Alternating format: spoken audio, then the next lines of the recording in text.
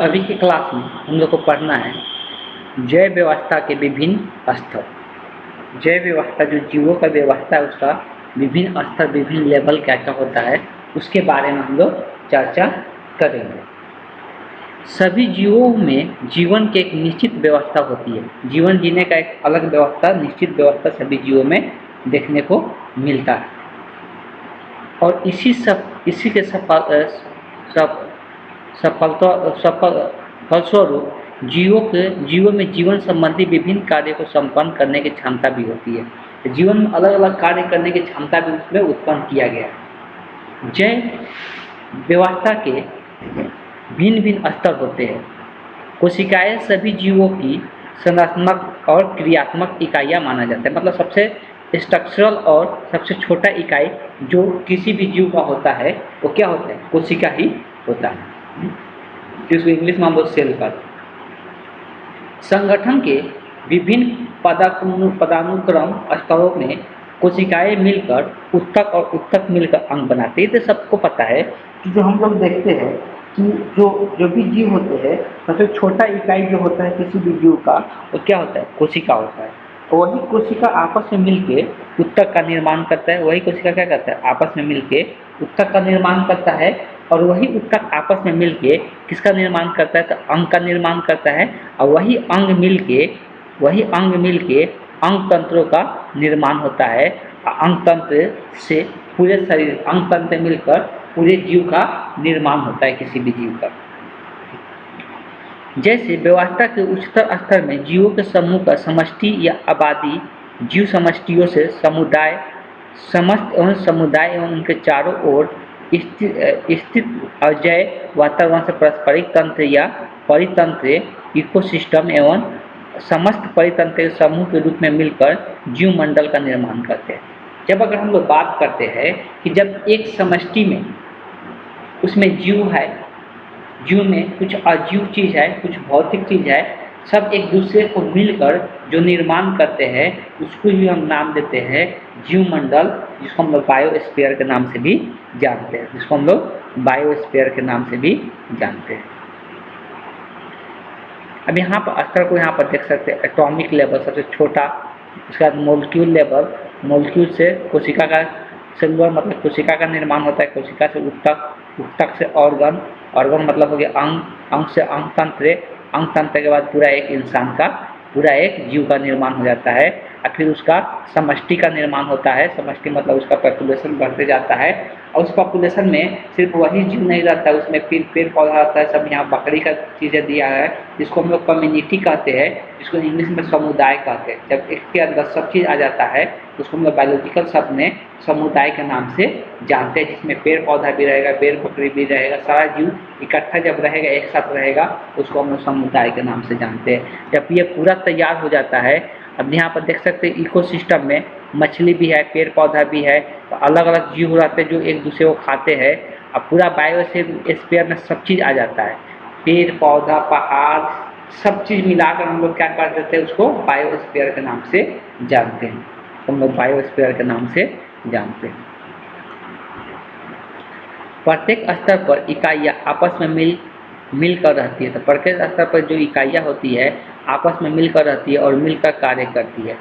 तो विभिन्न भिन्न इकाइयाँ किसी स्तर पर मिलती है और अलग स्तर का निर्माण करती है। और हर स्तर पर इकाई एक समष्टि का संरचना और उसकी अपनी संरचना का, वही चीज़ यहाँ पर लिखा हुआ है कि प्रत्येक स्तर पर सबका काम अलग अलग यहाँ पर कार्य सब मिलकर करता है। ठीक है, फिर यहाँ पर इसके साथ मिला, जब ऑर्गन मिला तो यहाँ पर एक इंसान का निर्माण हो गया, एक जीव का निर्माण हो गया।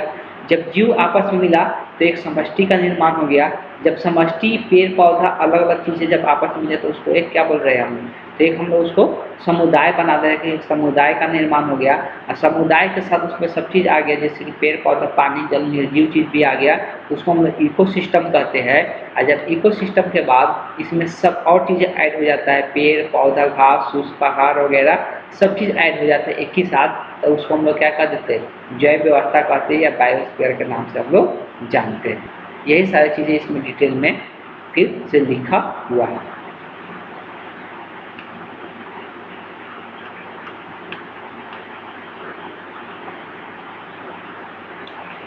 देखिए, अगर बात करते हैं तो बहुत सारे ऐसे जीव होता है, अगर बात करेंगे तो बहुत सारे ऐसे जीव होगा जो कि क्या देखने को मिलता है कि को कोशिकीय एक कोशिका का बना रहता है, कुछ जीव होता है जो बहुकोशिकीय होता है, कुछ जीव होता है जो एक कोशिकीय होता है। तो ये चीज़ को भी ध्यान में सभी को रखना है। कुछ जीव होते हैं जो कायिक प्रजनन से अपने संतति का निर्माण करते हैं, कुछ जीव होते हैं जो अलैंगिक जनन करके संतति का निर्माण करते हैं, कुछ जीव होते हैं जो लैंगिक जनन करके संतति का निर्माण करते हैं। सबका संतति का निर्माण करना, अपने जैसे जीवों का निर्माण करने का तरीका भी अलग अलग देखने को मिलता है। हम लोग बात करेंगे स्पेसीज के बारे में।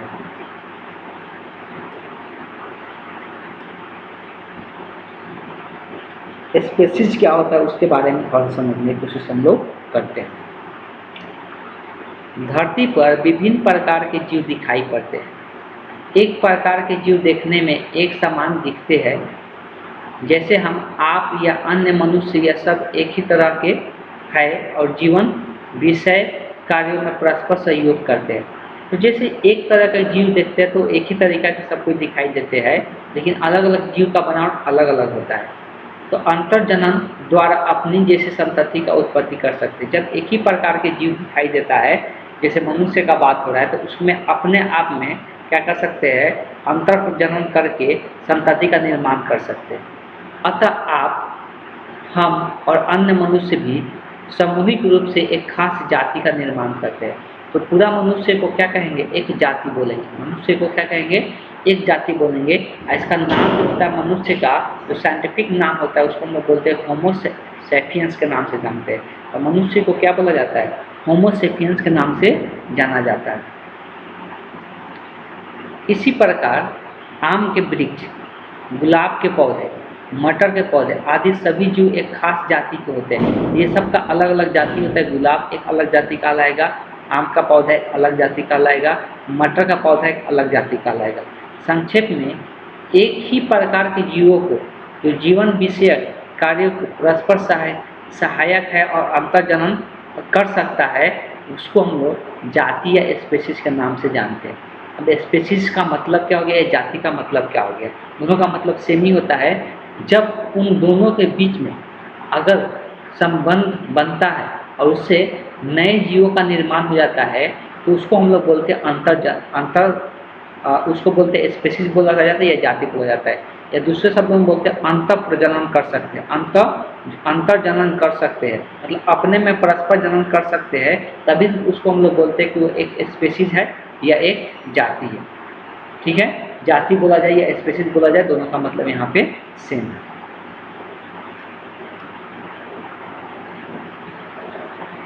सभी प्रकार के जीवों की व्यष्टियाँ आपस में मिलकर स्थानीय आबादी तथा स्पेसीज बनाते हैं।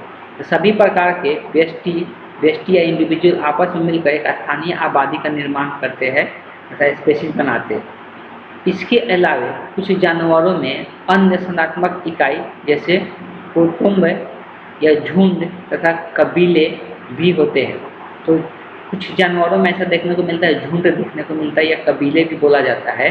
किसी भी विशिष्ट आवास में रहने वाले एक ही प्रकार के जीवों को समूह जो जीवन विषय कार्यों में एक दूसरे को मदद करते हैं, अंतर्जनन कर जनसंघ संतान उत्पन्न करते हैं, समष्टि या आबादी के नाम से जाना जाता है। अब देखो, यहाँ पर बात किया जा रहा है स्पेसीज। स्पेसीज में भी वही खासियत है और आबादी में भी वही खासियत है। ठीक है, दोनों में कोई खास अंतर नहीं है। आबादी भी उसी को कहेंगे, समष्टि भी उसी को कहेंगे, जब वो एक दूसरे के साथ संबंध बनाकर क्या कर सकते हैं, निषेचन कर सकते हैं, मतलब एक प्रजनन कर सकते हैं, नए जीव का निर्माण कर सकते हैं, संपत्ति का निर्माण कर सकते हैं। तो उसको हम लोग एक क्या कहते हैं, समष्टि कहते हैं या आबादी कहते हैं। संक्षेप में बताया जा रहा है कि एक ही जाति के जीवों के स्थानिक संगठन को समष्टि या आबादी कहते हैं। तब एक ही प्रकार के जाति एक साथ जब रहता है उसको हम आबादी के नाम से जानते हैं। स्पेसीज वर्गीकरण की मूलभूत इकाई है एवं इकाई के रूप में आबादी स्पेसीज का अधीनस्थ है। देखो, तो जो स्पेसीज होता है वो आबादी के अंतर्गत आता है। दोनों का मतलब सेम ही निकल रहा है, लेकिन जो स्पेसीज होता है वो एक आबादी के अंतर्गत आता है। आबादी में भी वही चीज़ होता है, लेकिन स्पेसीज में भी वही होता है, लेकिन स्पेसीज जो होता है वो आबादी के अंदर आता है। स्पेसीज की धारणा, कॉन्सेप्ट ऑफ स्पेसीज क्या है? तो इसमें बताया जा रहा है कि समान प्रकार के जीवों के समूह के रूप में स्पेसीज की परिभाषा देना सभी जगह सही नहीं होती है। अगर समान प्रकार के जीव है और समूह में है तो उसको सभी जगह स्पेसीज बोल देना वो सही नहीं है। ऐसे कई उदाहरण हैं जहाँ एक ही स्पेसीज के सदस्यों की रचना एवं कार्य में बहुत विभिन्नता होती है। ये संरचनाएं कार्य उनकी विकास की अवस्थाओं, लिंग या विशिष्टता पर निर्भर करती है। जैसे फर्न और मॉस युग्मद्रव्यविद में कोई समानता नहीं होती है। मेढक और टोड और सलामेंडर में ओयस तथा लार्वा अवस्था की संरचना कार्य में बहुत अंतर होता है। अब देखो, हम लोग यहाँ पे कह रहे विशिष्टता निर्भर करती है। जैसे कि अगर स्पेसीज का बात करते हैं तो इसका यहाँ पर दो नाम दिया, फर्न या मॉस। ये दोनों युग्मद्रव्यविद बना सकता है, गाइमेट बना सकता है और सेम संतति का निर्माण कर सकता है, लेकिन इसका कार्य करने के जो तरीका होता है दोनों का अलग अलग होता है। दोनों का कार्य क्या होता है? अलग अलग होता है। या मेढक का बात करेंगे या लोड का बात करते हैं या सलामेंडर का बात करते हैं, इनकी लार्वा अवस्था में बहुत ज़्यादा अंतर देखने को मिलता है।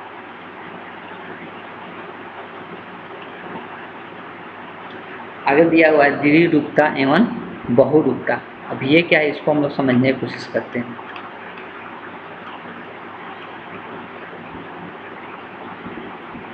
कई जीवों में नर एवं मादा की माप, आकार, आकृति में भिन्नता पाई जाती है। कई ऐसा जीव है जिनके नर और मादा के माप में अंतर पाया जाता है।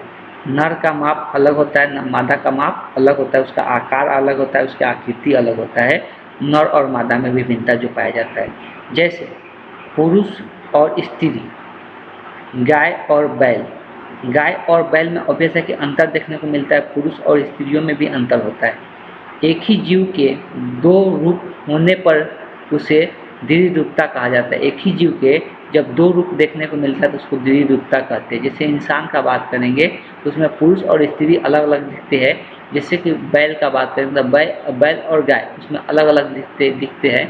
ये बैल और गाय का एग्जाम्पल दिया हुआ है जो कि अलग अलग दोनों के दोनों पूरी तरह से उसका बनावट अलग दिखता है। पूरी तरह से जब बनावट अलग दिखेगा तो उसको हम लोग क्या कहते हैं? द्विरूपता कहते हैं। जब लैंगिक आधार पर यह विभिन्नता होती है तो इसे लैंगिक द्विरूपता भी कहते हैं। ये लैंगिक के आधार पर विभिन्नता देखने को मिल रहा है, अलग अलग दोनों को बनावट देखने को मिल रहा है, स्ट्रक्चर देखने को मिल रहा है, जिसको हम लोग लैंगिक द्विरूपता के नाम से जानते हैं। कुछ पौधे जैसे खजूर, साइकेडस, पपीता, स्पाइरोगाइरा आदि के जाति में लैंगिक द्विरूपता पाई जाती है। मतलब नर खजूर का पेड़ और मादा खजूर का पेड़ में अंतर देखने को मिलता है तो उसको हम लोग क्या कहेंगे? लैंगिक द्विरूपता उसको हम लोग बोलते हैं। जब एक ही जीव के बहुत से रूप होते हैं, अभी तो यहाँ पर दो रूप का बात कर रहे थे ना, ये दो रूप का बात कर रहे थे तो उसको हम लोग क्या कर रहे थे? द्विरूपता कह रहे थे। लेकिन जब एक ही जीव के बहुत सारे रूप देखने को मिलता है तो उसको हम लोग बहुरूपता के नाम से जानते हैं। सामाजिक कीटों जैसे मधुमक्खी, दीमक आदि कॉलोनियों में अवस्थित जीवों में रचना तथा कार्यों में बहुत विभिन्नता होती है। अब देखो, अगर मधुमक्खी का बात करेंगे तो ये मधुमक्खी, इसमें बहुत सारे बहुरूपता देखने को मिलता है, इसका बहुत सारे अलग अलग प्रकार देखने को मिलता है। इसीलिए इस जीव को हम लोग क्या कहते हैं? बहुरूपता के नाम से जानते हैं। इसलिए इस जीव को हम लोग क्या कहते हैं? बहुरूपता के नाम से जानते हैं। और भी एग्जाम्पल दिया हुआ है, हाइनसेलिया जो एक प्रकार के सिलेंटेट है और ये विभिन्न प्रकार की व्यवस्थियाँ पाई जाती है जो पोषण, रक्षण, जन्म, तैरने वाली होते हैं। ये अलग अलग प्रकार के देखने को मिलता है, स्ट्रक्चर भी अलग अलग होता है। कौन? हाइसेलिया में। इसको भी हम लोग क्या कहते हैं? बहुरूपता के नाम से जानते हैं। हरे शैवाल का बात हो रहा है। वेलबक्स की कॉलोनी लगभग 60,000 कोशिकाओं से बनी होती है, जिनमें गति के लिए सिर्फ बाहर की ओर अवस्थित कोशिकाओं में फ्लैजिला होती है।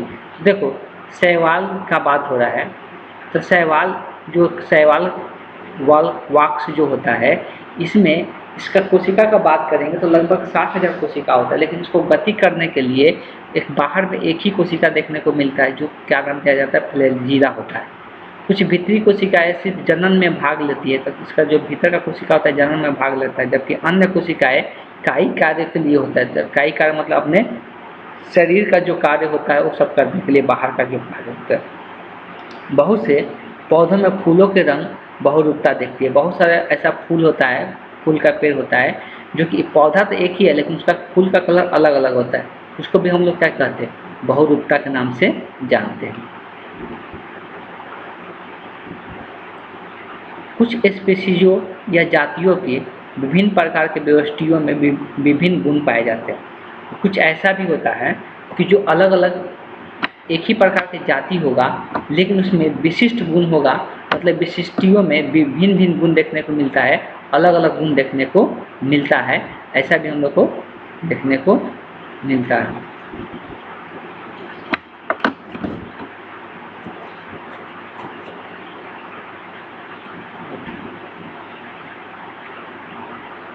जैसे कि दिया हुआ है कि गुलाब, गाय, कुत्ते आदि की विभिन्न जातियों की विभिन्नताएं होती है।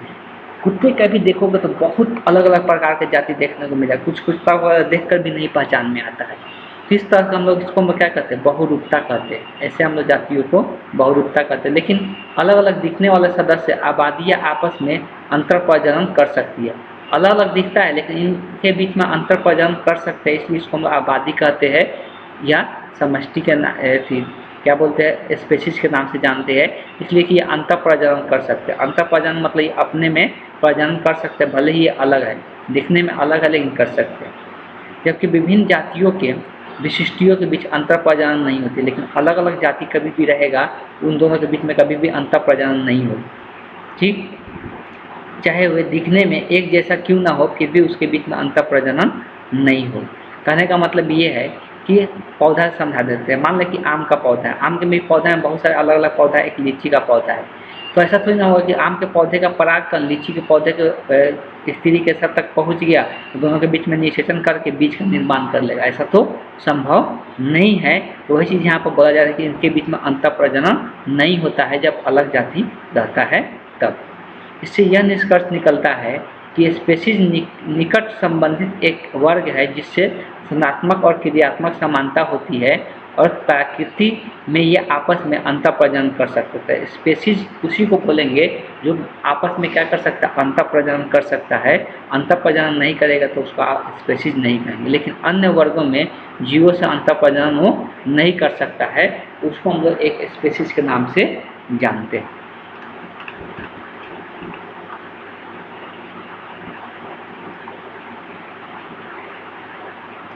आगे दिया हुआ है जनन पृथकता। जनन पृथकता ये क्या है, इसको थोड़ा समझ लेते हैं। रिप्रोडक्टिव आइसोलेशन, विभिन्न जातियों के विशिष्टियों के बीच अंतर प्रजनन की अक्षमता को जनन पृथकता कहते हैं। देखो, विभिन्न जातियों के विशिष्टियों के बीच जब अलग अलग जाति रहता है तो उनके बीच में अंतर प्रजनन करने की क्षमता नहीं होता है। जब अंतर प्रजनन करने की क्षमता नहीं होता तो उसको हम लोग क्या कहते हैं, जनन पृथकता कहते हैं, रिप्रोडक्टिव आइसोलेशन के नाम से जानते हैं। विभिन्न जातियों के सुस्पष्टता बनाए रखने के लिए प्रमुख कारक है।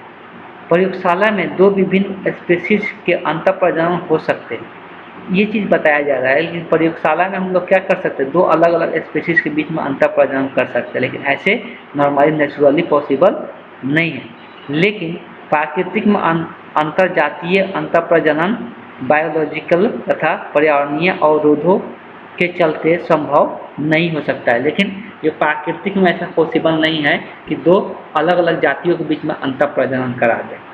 उदाहरण के तौर पर चीता और शेर, ध्रुवीय भालू तथा भूरा भालू आदि के बीच में पिंजरों में संतान पैदा किए जा सकते हैं, लेकिन प्राकृतिक रूप से यह संभव नहीं है। पिंजरों मतलब हम लोग प्रयोगशाला में ऐसा कराया जा सकता है कि चीता और शेर के बीच में प्रजनन कराया जा सकता है। चीता और शेर के बीच में क्या कराया जा सकता है? प्रजनन कराया जा सकता है। एक चीता का नर और शेर का मादा ले लिया जाए, उसके बीच में प्रजनन संभव है, लेकिन ये सिर्फ प्रयोगशाला में, ये प्राकृतिक रूप से संभव नहीं है।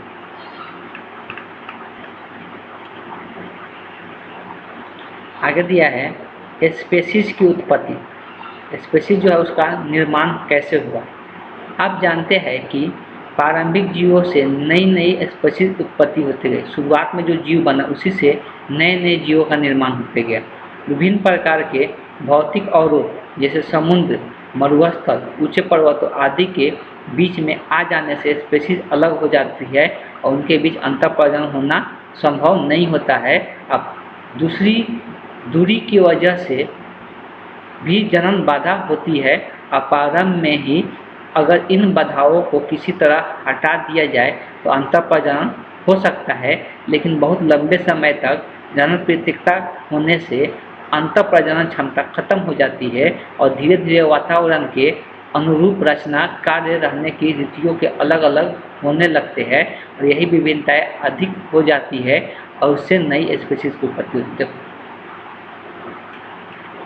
यहाँ पर देखो, समझो क्या बोलने की कोशिश किया जा रहा है। अब विचार इसको थोड़ा अच्छे समझेंगे। इस नई स्पीशीज का निर्माण कैसे होता है इसके अनुसार। यहाँ पर सब इकट्ठा एक स्पीशीज रह रहा था और अंतःप्रजनन करके नए नए संतति का निर्माण कर रहे थे। सब स्पीशीज रह रहे थे। मान लो कुछ दिन के बाद ऐसा हुआ कि इसके बीच में ऐसे पानी आ गया, एक क्या बन गया, नदी बन गया। नदी बनने के कारण ये अलग अलग बट गए। क्या हो गए? अलग अलग बट गए, इधर और इधर। अब ये बहुत सालों तक अपने में अंतःप्रजनन कर रहा है, अपने में अंतःप्रजनन कर रहा है, लेकिन नदी होने के कारण इधर वाला इधर के साथ नहीं कर रहा है, इधर वाला इधर के साथ नहीं कर रहा है। कुछ दिन धीरे धीरे चेंज होते होते होते इनमें इतना ज़्यादा अंतर आ जाता है कि ये पूरी तरह से नया जीव बन जाता है। ये पूरी तरह से इधर वाला क्या हो जाता है? नए जीव बन जाता है और इधर वाला एक दूसरा जीव रह जाता है। अब तब ये बहुत दिनों के बाद कोशिश करेंगे कि दोनों को मिलाकर अंतःप्रजनन करा दे और नए संतति का निर्माण करा देता है। ऐसा पॉसिबल नहीं होगा। लेकिन अगर ज़्यादा दिन नहीं हुआ रहेगा तब दोनों को मिला देंगे, तब अंतःप्रजनन हो जाएगा।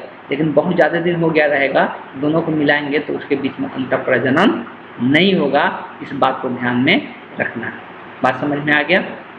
किसी भी कारण से अगर अलग अलग होते हैं तो पहाड़ के कारण, नदी के कारण, लेकिन बहुत दिन ज़्यादा दिनों तक ये अलग अलग रहेंगे तभी जाके ऐसा संभव होगा। अदरवाइज ऐसा संभव नहीं होगा। ये ज़्यादा दिन तक अलग अलग रहेंगे तो उससे नए स्पीशीज का निर्माण हो जाता है। तो आगे का जो टॉपिक है थोड़ा लंबा टॉपिक है, उसको हम लोग नेक्स्ट क्लास में डिस्कशन करेंगे। फिलहाल अभी ये आप लोग को समझ में आना चाहिए कि स्पीशीज का मतलब क्या है। स्पीशीज अलग अलग होके नए जाति का निर्माण कैसे कर लेता है, ये सब चीज़ें ध्यान में होना चाहिए। आज के क्लास को हम यहीं पे एंड करते हैं। नेक्स्ट क्लास में हम लोग आगे का टॉपिक पढ़ेंगे।